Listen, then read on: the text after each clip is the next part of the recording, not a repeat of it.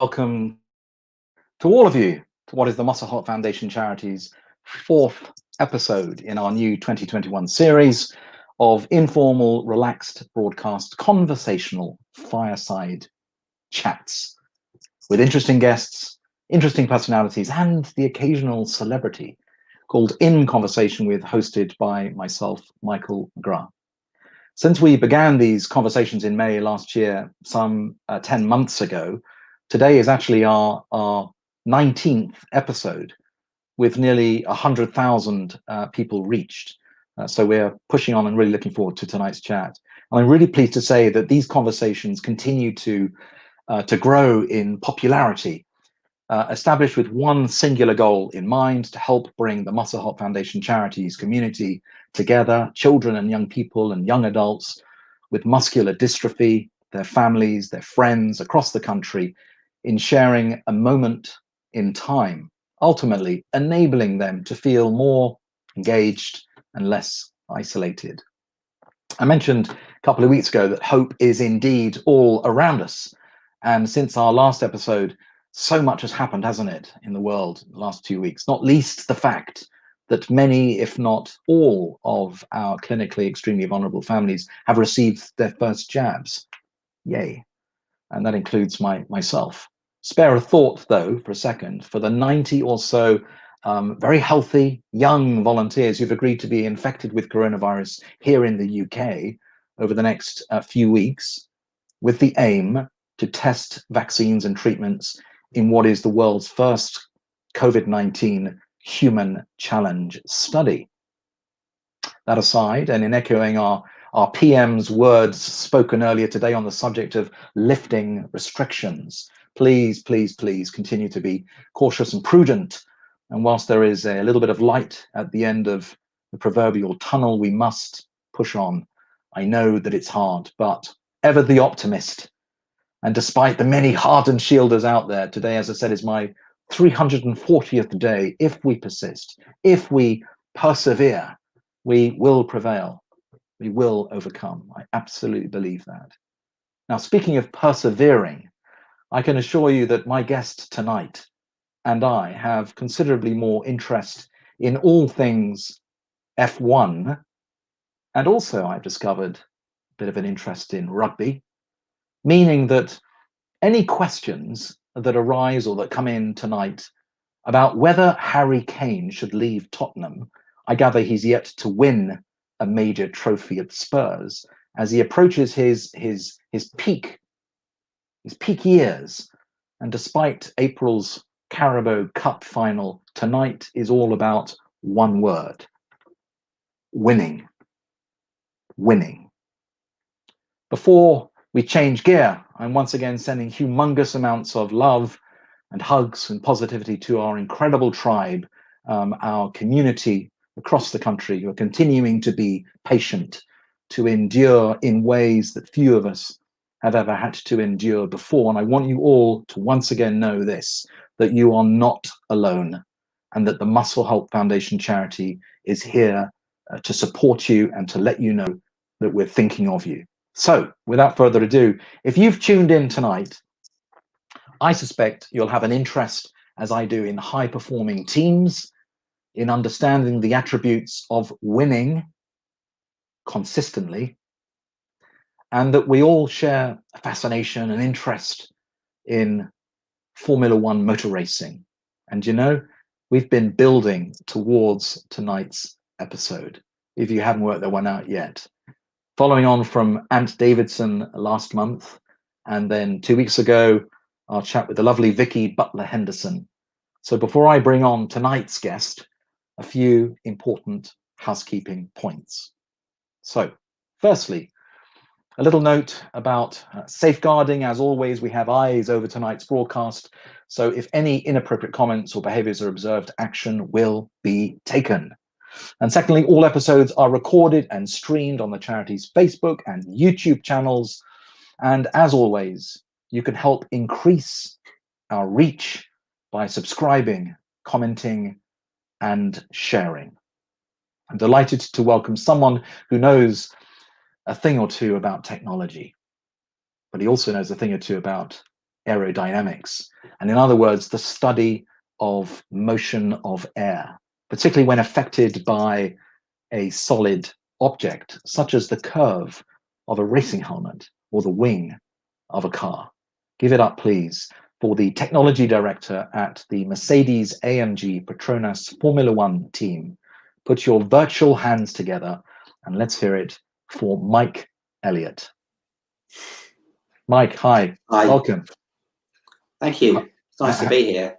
Excellent. Well, lovely to have you. How's it going? Yeah, good. Really good. Sort of Excellent. That's a funny stage of the season where we're kind of waiting to see how quick we're going to be. Well, we'll come on to the season in a minute or two.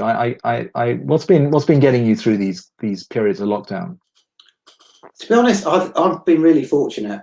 I've been able to go into work a little bit. My two kids both have online schools, and they're old enough to sort of get on and deal with that themselves. I think the difficult bit in my household has actually been for my wife, who's a doctor, so she's having to go to work and she's obviously seeing a certain amount of COVID. Yeah, for sure. And has your wife cut your hair? Tell me about lockdown haircuts in your household.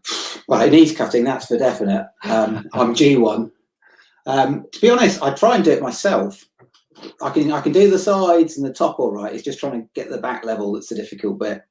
That's pretty cool. You must have a steady hand if you kind of do it yourself. But you have a mirror, just bad eyesight. Very good. So how the next hour is going to unfold, I'm going to jump into the chat room from time to time, just check out and see the questions coming in. But we have a framework, and we have some quick fire round questions as well, and then we will also be talking a little bit about your world and the world of F1. But I want to talk a little bit about aerodynamics and kind of technology. And I know you did a spell at Mclaren, and now you're at Mercedes. So how did it all begin for you, Mike? I guess, my father was in the Air Force, so I originally wanted to design aircraft, and I went and studied aerodynamics at Imperial College, or aeronautical engineering as the course was. I did 4 years of that, got to the end of that course and thought, I don't really want to go and do aircraft anymore. Wasn't quite sure what I should do. Got offered money for a PhD to study whatever I wanted, so I carried on my final year project. And then the sort of wind tunnel we were using was being used by Formula 1 teams. And we had a period where the wind tunnel manager was away, and I got asked if I would go and look after the tunnel. And thought, this is quite interesting. But I also shared an office with a guy that was mad keen on Formula 1. That's all he ever wanted to do. And the funny thing is, we sit 2 desks apart now. He's our chief designer, John Owen. So we came through doing our PhDs together. I ended up at Mclaren, and I think he went through Reynard and Sauber and onto Honda, and has sort of stayed through the Honda, the Braun years, and now into Mercedes. So sort of an interesting story. Yeah, no. Fantastic. Okay, so I'm going to jump into the chat room here because some comments are coming. No pressure. It's the most amount of people we've ever had watching this early on. Thank you for that. Aside from Mercedes, which team do you think has the strongest driver pairing with the new lineups? Oh, that's interesting, isn't it? I think when you look at the teams that are going to be competing against, you've obviously got to look at Red Bull. I think that they will be our strongest opposition. And I think in Verstappen, they've got a very good driver. And I think Perez will be a strong second driver to him and will score points when Verstappen doesn't, or supports him in their bid for the Constructors' Championship. Yeah. And then I think, you look at the key drivers. Leclerc's obviously a very good driver. It's going to be interesting to see how Vettel gets on at Aston Martin, see whether he can reignite his career. And then, of course, I think most Mercedes people, as well as looking at our own drivers, will probably also follow what George is doing at Williams. Yeah. Josh is asking, what's it like working with Lh44 Lewis Hamilton? It's interesting. I've known Lewis a long time. So back in the good old days, we used to do aero testing. So we used to turn up at runways in sort of strange parts of the country. So places like Elvington up in Yorkshire would be there in the snow, clearing the snow to send a car up and down the runway to take aero measurements. And they used to send the junior drivers to do that. So I think Lewis would have been coming there probably a good 2 or 3 years before he started driving for McLaren. So I've known him a long time. Mm. An interesting story with Lewis, he was the first driver that came to an aero test and asked, what can I learn from that? How can I improve for next time I come? And to give you an idea what these aero tests are like, you get in the car, you drive down the runway at one speed, you turn around, you drive back at the same speed so that we can average the aero data. It's probably about the most boring thing for a racing driver to do. And actually, by the end of the day, they've normally completely switched off and are making mistakes. But Lewis didn't. He was properly on it, and he was wanted to know where he improved next time round. And then I think sort of seeing him through the sort of junior categories, and I think we at McLaren knew he was on his way. You could sort of see the ability, and you saw what he did the first time he was in the car, and you saw how he matched up with Alonso in that very first season. I thought was pretty special. And obviously years go by, and he's aged like the rest of us, and matured. And I think he's got all this sort of his other interests outside of F1, and his sort of values for trying to improve diversity in the sport, which I think is fantastic. Yeah. So I spend very little time with him now. I think when I was head of Aero, we used to talk quite a lot, but in my current role, we'll probably talk a lot less. I think, the as you say, how he's matured as a driver, but also as a man, and also his efforts spotlighting and celebrating difference and driving up the diversity agenda, which is something that's close to my heart, otherwise known as the D&I agenda, diversity and inclusion, is to be applauded. Really is to be applauded. Gav, thanks for jumping on. Says Toto is the man! Exclamation mark. What's the boss like to work for? Do you know what? I'm going to hold that question because we're going to come back to kind of team talk a little bit later. Sarah's jumped on. Hi, Sarah. Good evening. She said, "Do you? Oh, goodness me! Do you treat your body like your car or cars, filling it with good fuel? Are you a porridge or muesli man?" That's not a quick fire. That's not a quick fire question. I'm carrying an injury at the moment, which would suggest that I'm not treating my body very well. But I think I've had years and years of eating rubbish, and I think I've just got to an age now where I think I have to be a bit more careful, and I am. So I think what I had this morning, porridge and with bananas and some maple syrup. Excellent, very, very good. Jem's tuned in from Potter's Bar. Hi to Potter's Bar. Barty's asking what's it like being behind the most dominant team since the Schumacher Ferrari days. We're going to come on to that question as well a little bit later. So let me just go back, a little gear change, because let's talk movies for a second, okay? Because I happen to know that you enjoy a bit of Jason Bourne and the Bourne series of films. Yes. Yeah. Are you the Supremacy Man? Are you the Identity, the Ultimatum, the Legacy? Which one of you? Probably all of them. To be honest, I haven't watched them in a few years, but I think it's just a sort of clever set of films. I think you get properly hooked into it, and the drama sort of unplays in front of you. Yeah. And I really enjoy that series of films. I know that I think it was October last year, there was some chatter about Bourne 6 and the promise of bringing together, reuniting, if you like, Matt Damon and Paul Greengrass.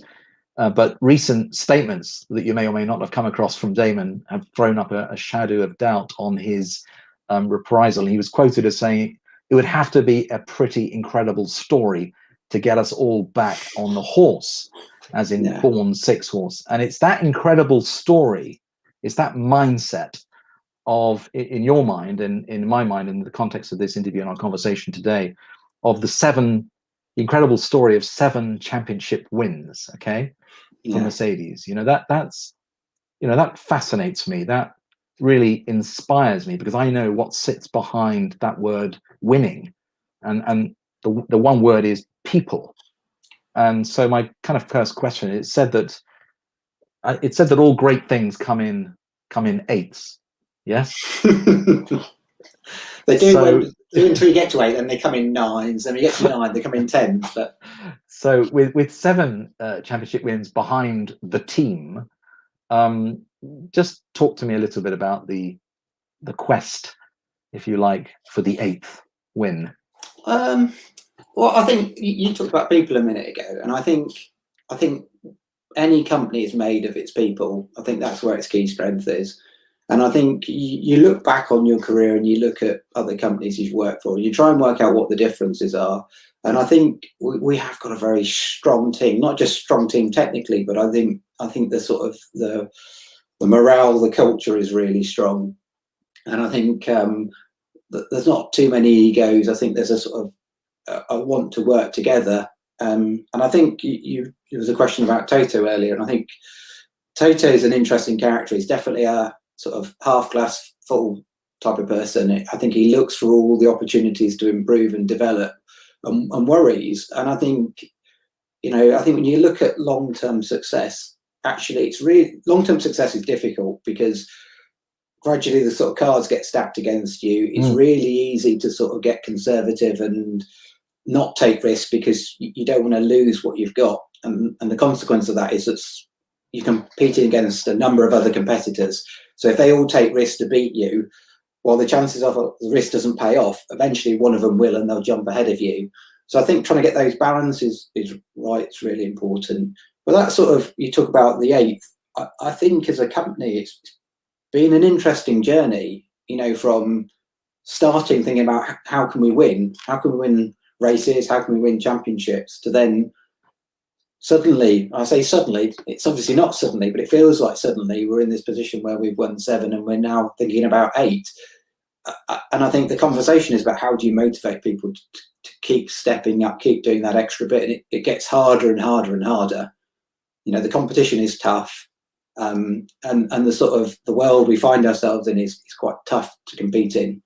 Regulation changes, budget caps, aero rules that mean that the best teams or the top teams from the previous year get less aero allowance to spend. And the whole situation this year with COVID as well, it's tough. But I think all through the company, we've got good people that are willing to put that effort in and work for each other to try and achieve that championship again. And hopefully we're good enough. Yeah, it's interesting, isn't it? Hopefully we're good enough. I mean, what sits behind that is, 7 championships. Clearly you're good enough 7 times round.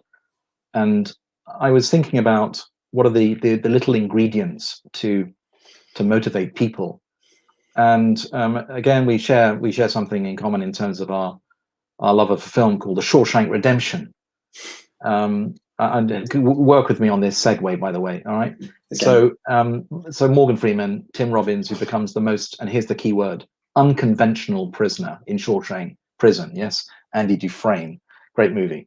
Yeah. So in the world of F1, I'm not trying to make a correlation between movies and F1, but here's the thing: is there space? Is there room when harnessing the power of technology in being unconventional? Because you guys are constantly having to innovate. You look at every nut, every bolt, every single part of that car, and I suppose you've got to have brains around it, looking at things in an unconventional way or a different way in order to innovate. What's your view on that? No, I agree. I think there's a balance, isn't there? We talk about portfolio management. We talk about wanting to make all the small steps to get better, looking at, you look at your last year's car and there's always weaknesses that you can work on. I'm not going to give you a list of them here, but I know there are things that we need to improve and we're working on to improve. But at the same time, if you become conservative and you just look for the little details that you're going to make small steps forward, eventually you sort of lock up. Everything sort of optimizes into some local optimum. And you need to be able to look at the more innovative steps. And so we're constantly encouraging people to sort of balance their portfolio, if you like, to make all the little steps that they can make, all of the sort of incremental gains, the sort of Dave Brailsford from cycling approach to what are all the small things we can do to improve.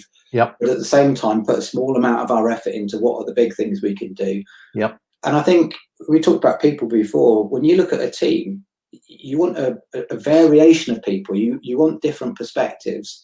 When you've done something for a long time, your way of approaching that problem is the same. You sort of channel yourself into approaching it the same way. And while that's really fast and efficient, it means that you don't tend to think too far out of the box. And so we're sort of constantly trying to challenge each other to come up with different ways of doing things, and you're trying to build teams with different types of people so that you've got different inputs and you've got different ideas and different ways of seeing things. Yep. You know, and if we're doing an aerodynamics problem, you know, it's sometimes useful to pull somebody in that's not an aerodynamicist to think about it, because they'll ask the sort of stupid question is not the right word, but a question that makes you think about it differently. Yeah. So speaking of aerodynamics, I'm going to ask Grace on the inside studio just to pop up a little pic. Just going to take some product knowledge with you, Mike, just to sort of make sure we're on the same page here. So this was a few years ago, and I think that Jordan is with us this evening. So Jordan, hi, shout out to you, fully fledged muscle warrior. Hope you're keeping well. But you'll remember this, Jordan, and we think this was 2014. Hopefully I got the year right. Jordan, if I've got it wrong, let me know. But Mike, talk to me about this particular car. So I'm going to have to admit, generally speaking, it's really difficult for me to tell them apart. Even I know what this car is, and I would have been head of aerodynamics at the time and would have been all over this, but your memory just sort of merges into one. And I remember stuff off the very first car I worked on better than I remember the current series of cars. But I'm pretty sure, given the narrow rear wing and the nose shape, that's the W05. And that would have been the 2014 car. So I suspect that's not 2014. I suspect it's 15 or maybe even 16 when the picture was taken. If we've got that wrong, I know one person who's going to be jumping on in the chat room or something, or dropping a question. That'll be Jordan. But anyway, that was a pretty magical moment, and certainly the times that I've had the opportunity to go into your reception and chat to various people, and obviously the charity was one of your charity partners some years ago, which was a wonderful experience, and it gave access for a number of our beneficiaries to meet Lewis and Nico and others, and you know, have some time to look at the factory and so on. They were just magical experiences, and I know that the young people, that certainly from my perspective, when I witnessed their fascination at the work going on, was just beyond their imagination. It really was a great insight. So thank you to all those that made that happen. So I think it's worth saying that it's really nice for us when we show people around.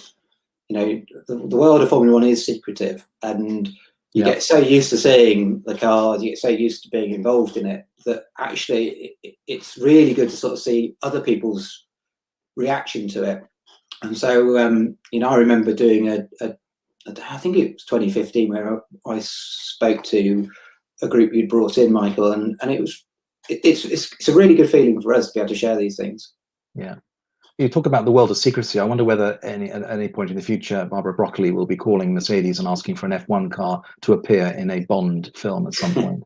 Who knows? That could be quite exciting. So just going to jump into the chat room for some quick answers on these, Mike, because we've got quite a few coming through. Steve says, hi Steve, do you think the aero changes for this year will succeed in improving overtaking? So there were rules for this year. They actually got pushed back a year because of COVID. So we've not got those cars until 22. I think the reality is it's difficult to say. I'm not convinced it's going to make a huge step forward. Just because I think that it's a very complex and difficult problem to solve. Yeah. Angus, one of our Muscle Dream beneficiaries, and his dad Nick are on tonight. Hi guys, hope you're well. Question: does any of your F1 technology have application to support disabled people? Quite probably. I mean, we've done some work with a hand-driven wheelchair for a disabled sports person. Yep. That was done earlier this year. It wasn't something I was involved in, and it was somebody that approached us. We've been involved in quite a lot of medical work. I know some of that was in the press with some of the stuff with COVID, which has been interesting. Yeah. I think the reality is that we're so focused generally on F1 that that's all you've got time in the day to do. Exactly. Yeah, no, exactly. Scott, hi. Scott, good evening to you. If you could change one thing in the world of F1, Mike, what would it be? Short answer on this one, please. Oh, probably the politics. I think Okay. I love the competition, but sometimes the politics of Formula One isn't great. Okay. Chris is hi, Chris. Chris and Harry, hopefully. Have you started the 2022 car yet? So the 22 car regulations are sort of semi-firmed up. They've been released, but I suspect there's still quite a lot of work to do on them. And actually, the rules prevented us doing any work before the start of this year, so we've just started. Yeah. Okay. All right. So let's talk about the 2021 development. Okay. And obviously, with the world defined by COVID-19 restrictions, tell us a little bit more. How have you guys had to adapt to all of that? Oh, really challenging. I think, I guess like most businesses, if you don't operate, you don't survive. And so we've had to build a Formula One car through COVID. Obviously, last year we'd already built the car and we needed to race it, but we've had to build this year's car through that period of COVID. You know, we've made big adaptations to the factory. We've got testing processes in place. You know, and we've got a sort of, I guess, three types of people in the business. We've got those that can pretty much work from home, and they're doing so. We've got those in the factory, and I know you know Mel well, who are working on machines that they can't just pack in the back of their car and take home, so they have to come in and work. Like me, where I can do some work from home, but there's some time I actually need to be in the office because if you don't see all the product you're making, you can't really contribute in the way you should do. So I think we've tried to sort of balance the sort of the risks that we're taking, but with the need to actually, we've got to build a car and we've got to compete to survive as a business and keep all our employees employed. Yeah, absolutely. It's difficult. It's. I mean, all the car teams are experiencing the same challenges. So Yeah. You know, if COVID's providing a level playing field in terms of that technology piece, for example, it'd be interesting to see how the season certainly unfolds. Richard on the chat room said, just as a data question, actually, Mike, how different will it be testing in Bahrain this year rather than Barcelona? Will you still achieve the same results in data? I mean, the advantage of Bahrain is that the conditions are pretty consistent. I suspect the track will be less consistent because of sand, but the weather's fairly consistent. I think that's helpful. The problem when you've got very limited testing, if we've only got 3 or 4 days, is if you turn up at Barcelona and it rains throughout, you go to the first race blind.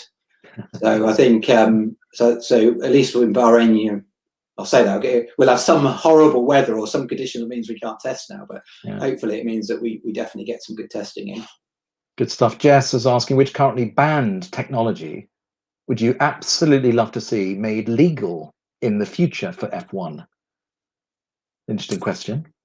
Banned technology. I would say active ride height. And I would say that because I think if we had active ride height, we could improve the cars racing. We could end up with the cars that could overtake a bit better because you wouldn't have to carry quite so much downforce to do it because you just use the peak of the performance of the cars in the corners. And we could probably, I think bringing technologies like that would mean that you could drop the drag on the straights, which means you need less power, which means you can take weight out of the car. And I think that would be a really interesting technology to explore. Helena, good evening to the McBride family in Berkshire. They want to know what makes the team such a strong team, with the emphasis on the word team. You know, what keeps Mercedes at the top? I'm going to hold that question because it's relevant to what's coming up when we chatter again a little bit more about team performance. In fact, why don't we just go there now? Because, you know, the journey from also rounds, if you like, to 7 consecutive world titles, okay? You know, the team, I know, must be immensely proud of what's been achieved in the past. So the question is, how do you gear shift again? And we talked about this a little bit earlier, to ensure that the 8th championship becomes a reality. So I just, you know, is it about doing more of the same, but even better in the world of F1? Is it the differences between, because the differences between P1, P2 and P3 are microscopic, Is it about bringing all of those elements together? You talk about portfolio management, adopting a holistic approach, and the performance of every team member to be the best that they can be a little bit more, the technology to be the best it can be a little bit more, the drivers to be the best that they can be but just a little bit more. What's the winning formula? I mean, is there a formula?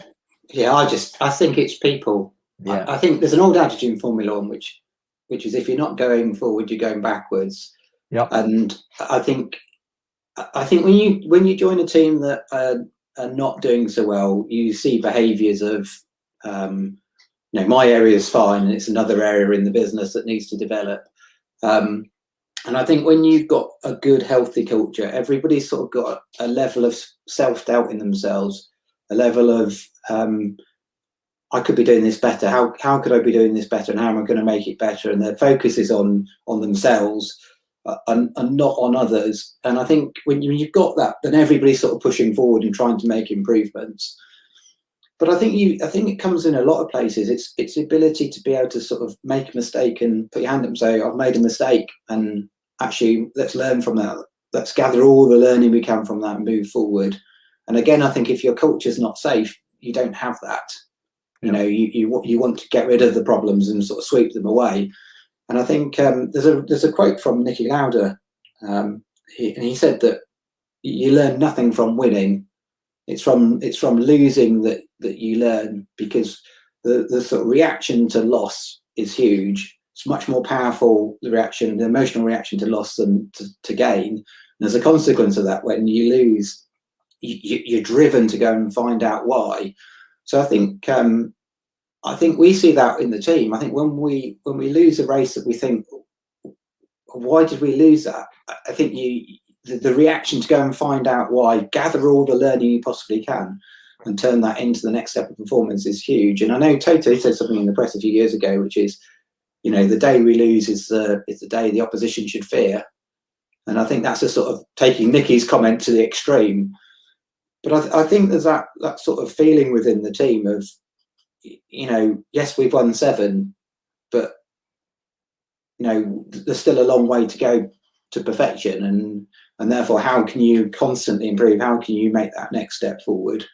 And I think as soon as you start looking at yourself in the mirror and thinking we're the winners, we're the guys that have done it year after year, is the moment you fail. I think you've got to have a level of humility, and the opposition are strong. They're good, and if we fall asleep, they'll beat us. And even if we don't fall asleep, they may well beat us. So the best thing we can do is just focus on how do we keep getting better, week in, week out. Thank you for that. Hopefully, Helena and Julian, that gives you the answer that you've been looking for. Josh was asking, when is the first race of the season? Now you're going to test my knowledge. No, I'm not. It's in March. Yeah, no, it's towards the end of March.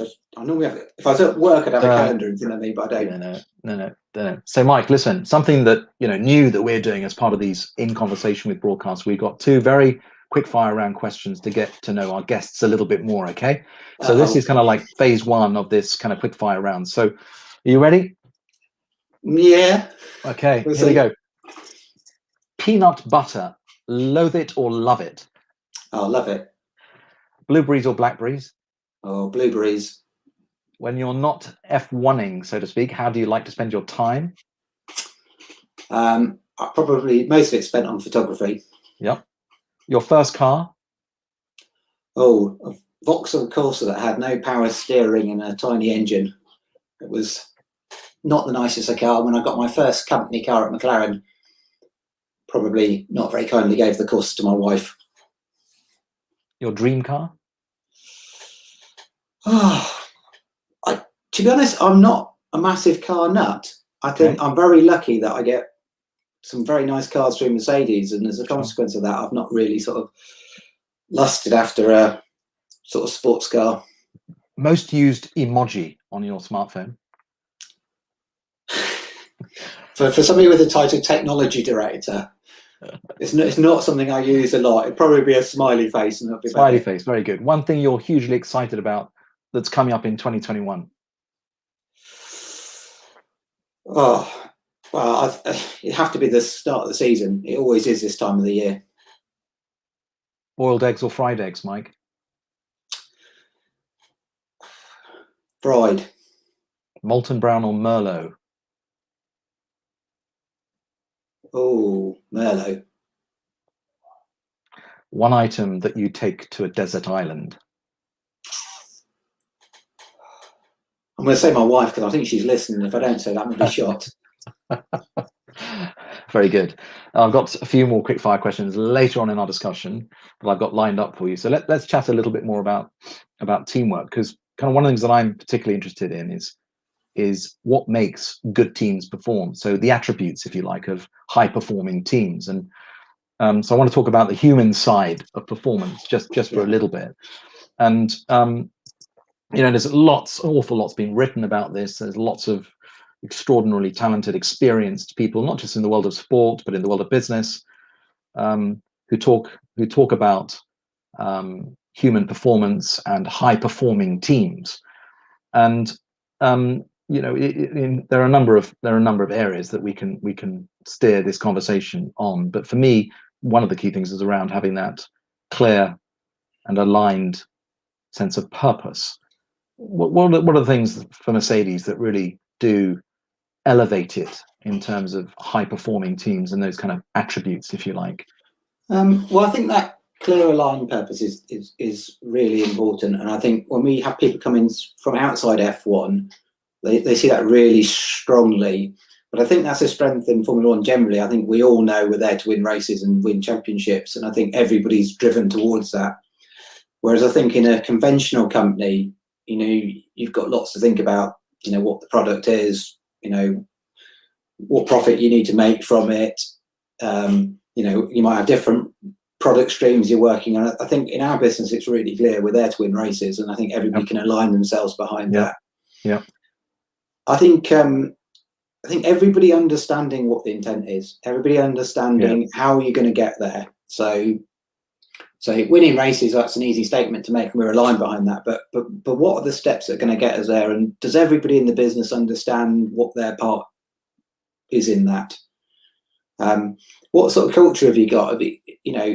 Are people there because it's a way of paying the mortgage, or are people there because they want to be part of winning? They want to be there for each other. I think that each other bit's really important. That when times get really hard and you're putting in the hours and you're really pushing, why are you doing it? Is it, and I think sometimes it's for each other. And I think when you've built a really strong team and you've got sort of deep emotional ties with each other, then I think it's about putting that effort in for each other and saying, we're going to do this together. And I think that is really strong at Mercedes. I think there isn't too many really big egos that sort of want to do their own thing. I think generally speaking, what happens is people pull together, and somebody's down, everybody else pulls them up. Somebody gets a bit sort of bit too tall, they get sort of a bit human, they get pulled back down, and we kind of, you get that sort of team environment where you're just there trying to do the best you can for each other. And I think I read a paper a few years ago, and which I always think was really interesting. It was about Olympic skiers, and they looked at Olympic skiers and they asked them what their focus was, and those that talked about winning very rarely went on and won again. So these were people that won major events. They very rarely went and won again. And those that focused on their own performance and about how do you get better, they were the ones that were successful. And I think Toto brings an attitude within the team of constantly looking at ourselves and sort of keeping our feet on the ground and saying, well, how are we going to get better? We're winning 9 races and lose one, and the one Toto will be talking about is the one we lost, and what can we learn from that, and how can we use that information to improve and get better? Does that answer your question? Absolutely. No, it's fascinating. I mean, again, we can learn an awful lot from talk about the world of sport, the world of business, and lots of well-written books that talk about the attributes of high-performing teams. But culture is such an important bit, and also the leadership, people at the top, and how that translates into their behaviors and their beliefs and passions into everyone else in the business, and bringing them along with them, and empowering people. Just jumping in the chat room, Lucien said, on behalf of the Formula One Fix group, I would like to congratulate you and Mercedes team for your incredible performance during the last years. Thank you very much for that. And Jordan, yeah, excellent. We had a little photograph on with Jordan a bit earlier. Do you remember? Thanks for the shout out. That was an amazing day. It was a bit special, wasn't it, Jordan? Nice one. Muscle warrior for sleep for Jordan, I think. Yeah. A nice one. Chris, evening, Chris. So question here for you, Mike, from Chris. Mike, what keeps you awake at night? Now that's interesting, isn't it? I think if you'd asked me that a few years ago, I'd have told you about all the things that you worry about in Formula One. I think I've learned over the years that actually you've got to have a means to switch off. If you work the hours we work in the business, I think you somehow have to leave your worries. It doesn't happen all of the time, and occasionally you do find yourself waking up in the middle of the night thinking, I think what's probably more common for me is to wake up having slept on an idea to come up with something new that's useful to me. And I think I've definitely learned over the years that sleep's massively important for me. And so I just make sure that I don't take stuff to bed if I can. I try and park it, pick it up again the next day. Just remember, we had a PM that was the PM of our country many years ago, who ran the country on 5 hours sleep a night. So it was told. Anyway. I couldn't do that. Anyway, F1 career highlight from Andrew. Thanks, Andrew, for the question. Highlight so far, Mike, and what would you like to achieve in the future? I guess highlight so far is collecting the trophy on behalf of the team. I think it's a completely humbling experience to stand up there and collect that trophy and know that you've done that on behalf of the hundreds of people both in Brackley and at Brixworth, and what you've achieved as a team. And I think I went up in 2014 in Barcelona, so we'd only just started winning, and I think it was when you know what's gone into it, you know how much effort loads of people have got into it. It's quite an amazing and emotional experience. I was a bit naughty. I nicked off with the trophies or the constructors' trophy after the race, and I took it home with me. So my kids got the photograph taken with it. And as I dropped them off with the bus in the morning, it was sat in the passenger seat with all the school kids were looking at it. They thought it was brilliant. I love it. Breaking news. I'm not sure Tato knows about that. So well, he does now. Yeah, it's fine. Yeah. So question around analysis of the opposition's new cars when they're released. And do you mock them up in the wind tunnel? No, we have so limited aero testing that's available to us now through the regulation that you have to focus on what you think makes the car go quicker. So we will look at the opposition cars and we'll look at what they've done. But what we'll try to do is, rather than test their shapes, try and understand why they've done what they've done. And if we can understand what they've done, then we can ask ourselves a question: do we think that would work for us? And if we can't understand what they've done, we probably start asking our question, well, what are we missing? What are we not understanding? And can we learn something from that? Now, there's somebody in the chat room called Rachel, and she's asking, I don't know if this is somebody that you may know, but she says, do your kids enjoy watching and getting involved with F1?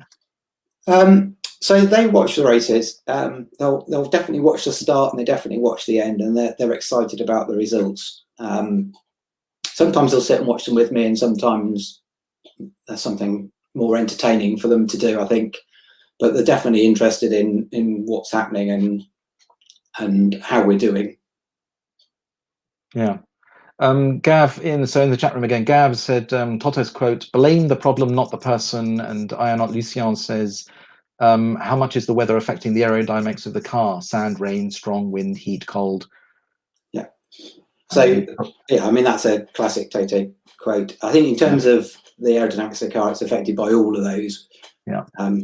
And there's only so much of it we can consider in the wind tunnel and in the computational world of CFD, so the virtual wind tunnel. So Ollie's jumped in the chat room. Hello from at Formula Nerds. They wanted to know how you feel going into 2021 compared to previous years. I think, well, every year, I think if you ask anybody that works in Formula One, they'll tell you this time of the year is a sort of mixture of nervous anticipation, dread of what you might have missed, and a sort of hope for what you're going to find. And I think that's the same in every year. Obviously, there's because of COVID, there's more of a carryover car this year. But there's still quite significant aero regulation changes and enough that certainly could knock us off our perch. So just got to wait and see where we are. Steve's asking, outside of Mercedes, which is the most beautiful F1 car in your view? Oh, well, I'm going to cheat on this question because I'm going to not give you a current one. I'm going to refer you back to the sort of the 1950s and the sort of the sleek cars from that era. Yeah, you know, some of the old Mercedes are stunning. In fact, we're really lucky when they do Goodwood Festival of Speed. The guys from Germany come over with the sort of those early cars, and they bring them outside the factory and they fire them up, and that sort of vociferal sense of both the noise and the smell is amazing. You're making me think of a conversation that I had with Sir Sterling Moss many years ago when he attended a charity event at the RAC, the Royal Automobile Club in Pall Mall, and we were chatting about the world of F1, but we were also chatting about his day as a racing driver, and that is exactly what he said. He loved the smell of the oil, the getting your hands dirty. And I remember when I had the privilege of spending a bit of time going around your factory, it reminded me of a surgical theatre. It was absolutely immaculate, and I always got the sense that if somebody sneezed, there would be somebody there running to catch the sneeze so it didn't go onto the floor or something. It was absolutely immaculate. So moving on, our second quickfire round, Mike. You ready? Yeah. Go for it. Okay. So, Mike, you've already told me what you had for breakfast this morning, but what did you have for lunch? Oh, smoked mackerel. Nice. Food hell? Oh, liver. Food heaven? Oh, steak, probably with a nice bottle of red wine, possible. A Merlot. Yeah, we must do that sometime. We're on the same page. Who inspires you? One individual. Oh, I don't know. There is one individual. I'm going to have to press you on that, or we'll come back to it. Or if it just pops into your mind between now and the end of the conversation, you can let us know. So who's doing the homeschooling at home? Oh, we're really lucky. The kids are getting very good schooling from school. Okay. If there's maths questions to answer and physics questions, they probably come to me. They come to you. The languages, English, all the stuff that I was probably not quite so good at school go to Nikki. Very good. Very good. Do you happen to have an affectionate name for your car? So, for example, my vehicle is known as Knight Rider. No, it's a machine. It's a machine. It's a machine. No. That's okay. Favorite gadget? Sebastian Vettel named his cars, but I've not heard our drivers do that. So. Was he okay? Favorite gadget? Oh, a camera. Okay. Now, a perfect segue, because I know that you love a bit of wildlife photography, yes? Yeah. So for you, would it be a Nikon D7200 DX format DSLR camera? Would it be a Sony Alpha A711 mirrorless digital camera? Would it be a Canon EOS 7D Mark II DSLR camera? Well, I'm a Nikon user. Okay. In fact, it's sat by the side of me, but yeah, choosing between those is difficult because I don't particularly know any of those models well enough. But I've generally been a Nikon photographer just because once you buy a camera and you start buying expensive lenses for it, it's very difficult to move brands. Expensive pieces of kit. I Googled earlier, best cameras for wildlife photographers, and those are the top three. Okay. But moving on, so a couple of weeks ago, I put this to Vicky Butler Henderson, and I'm going to put the same to you. So you might have come across Dr. Rangan Chatterjee. Yes? Ring any bells? So he's a British physician, TV presenter, and podcaster. Okay. And he does a little sort of intervention every night with his family around the dinner table, and it's all around this concept of the 3 Ps, with a spotlight on gratitude. All right. Okay. So Mike, here we go. And you've been a top sport. And thank you. But here we go. One person today that you're grateful for. Oh, I'm going to say my daughter today. Why? I think I mentioned this to you earlier. She volunteered to have a COVID jab as a 14-year-old because, as part of a trial. Yep. And I think it's a brave thing for her to have done. That's amazing. Hats off to her. One pleasure today that you're grateful for. Now, if I said this, it's going to look cheesy, but I think actually I spent the rest of the day in meetings, so this is a nice conversation to be having. Thank you. And finally, something that's been promised. By me or to me? To you, that you're grateful for. Oh,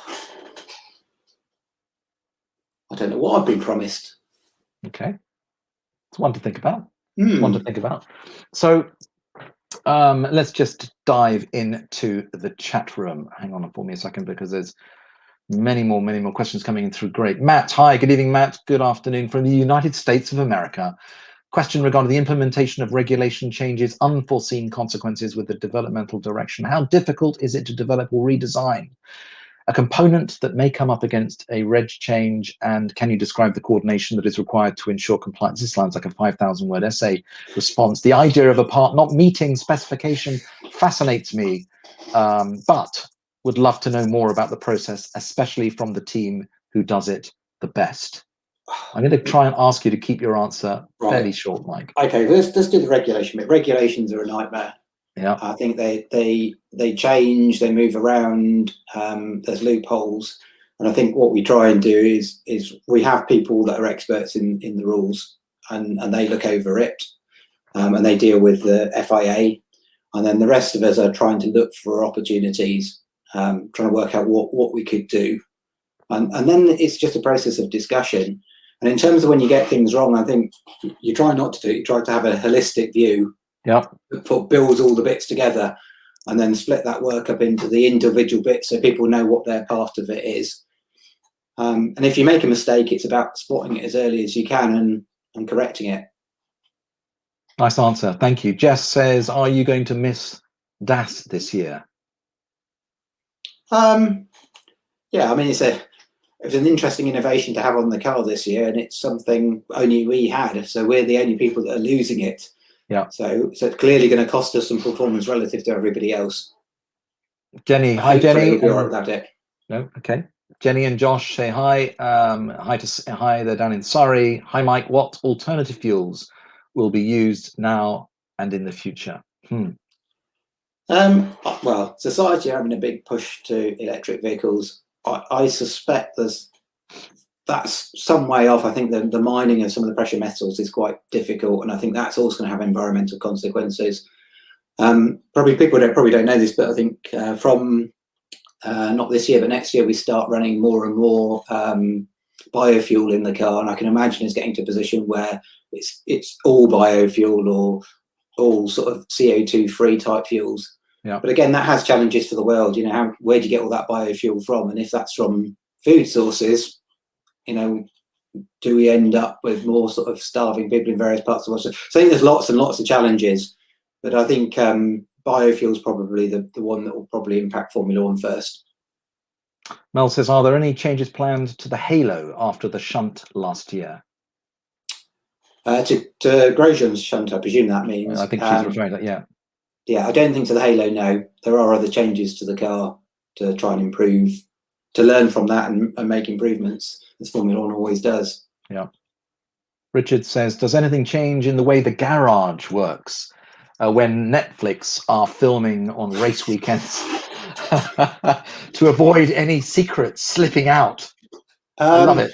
Thank you, Richard. I'm going to have to tell you this story now, because and anybody that's in the factory will know about this. But When the directors go to the racetrack, they write a report back to the factory to say what's going on. And on the Thursday of the German Grand Prix, that was the Grand Prix of Netflix, where we're all dressed up in funny outfits because it was the anniversary of Mercedes. The first thing I sent out that weekend, the last paragraph of the thing to the factory said, "We have Netflix here, we're wearing silly uniforms and it's the anniversary. What could possibly go wrong?" And then we had a disaster of a weekend. I think the reality, some of the learning that came from that is it's inevitable. People's behaviours change when you've got cameras shoved in their faces and you know where it's going. Yeah. But generally, no, we're I think there's cameras everywhere anyway at the circuit and race weekend, and you're careful what you're saying and where you're saying it, and where you can have a conversation and where you can't have a conversation safely. Excellent. Shari is saying, loving the conversation. Gav is saying, thank you so much for this. Steve's asking, do people outside the team harangue you with car design advice and ideas? Yeah, we get lots of people coming up with ideas. The problem with that is you're looking for the needle in the proverbial haystack. People come up with all sorts of stuff, and 9 times out of 10 they're illegal. Yeah. And out of the rest that you've got, some of them we get some properly wacky ones, and occasionally get people that come up with these wacky ideas, and they keep writing to you, and they keep writing to you, and you keep writing to you until eventually you can't do anything but ignore it. And then every now and again, there is a little gem drops on your desk, and you think, well, that's clever. Yeah. But they're few and far between. Matt's just jumped on again from the United States across the pond. He said, sorry for the lengthy question. Cheers. That's okay, Matt. Right. Shane said, Mike, what teams do you think will challenge you other than McLaren? Oh, I think Red Bull's probably the biggest challenge at the moment. I think Ferrari are recovering. So I'd like to think that the 2 teams that be fighting out this year would be us and Red Bull. But as I said before, if you're arrogant, you quite quickly fall. And I think there are plenty of other teams that could produce a very good car. Yeah. I think the really big challenge is the following year in 2022, when there is a massive rule change, and we'll all be affected by the cost cap, all on an even footing. That's going to be a really interesting challenge. Yeah. And Ollie's jumped on. He just wanted to say thank you on behalf of all the F1 fans for taking your time to talk to us and share your insights. Nice one, Ollie. So I'm going to ask, we all recognize, Mike, that now more than ever, we all need something to, to lift our spirits, don't we? So if you could invite 2 very well-known people, 2 celebs, maybe to your home for a cuppa, or maybe even a glass of Merlot, to help lift spirits, who would they be and why? I think it's a difficult one, because they always say you never want to meet your heroes, and I've been lucky enough working in this sport to have had that happened, and in one case been disappointed. Don't ask me who that was, because that'd be really embarrassing and not something I can say. But I quite like to meet Eddie Jones. I think I'm a rugby fan. I up until last year was coaching rugby, and I just be interesting. I think his whole approach is very interesting, to sort of hear his ideas as to how he thinks about what he's doing, how he prepares his players, what are the things he thinks are really important. And then if I had to think of a second, I guess somebody like Barack Obama would be interesting. I think just because I think he'd be an interesting person, somebody you could learn from, somebody that would have, from his experiences, some really interesting views and a really interesting conversation to have. It's strange meeting Eddie Jones, Barack Obama for dinner, but there you go. I absolutely. I mean, there's 2 great people right there, and I'd be fascinated to meet Eddie Jones, actually. I once upon a time used to play rugby at school a little bit and enjoyed it very much. But anyway, that's a conversation for another day. Final question, Mike, to close this evening's fireside chat off. You've been a real gent, and thank you so much. What steps do you think we can we can each take maybe just one step, one thing, that we can all do to perhaps make the world a slightly better place right now? Oh, we talked about the Shawshank Redemption earlier, and I guess part of the reason I really like that film is in really difficult circumstances, he sort of carried off his life with a sort of an amount of honor, an amount of sort of something about him. And I think, how we treat each other and how we choose to live our lives, the values we choose to live by, I think are really important. And I think, and I think that fits with some of the stuff we talked about with team as well. What are the values we live by? And I think when you know that, and you know what makes you tick, I think you can lead a happy life.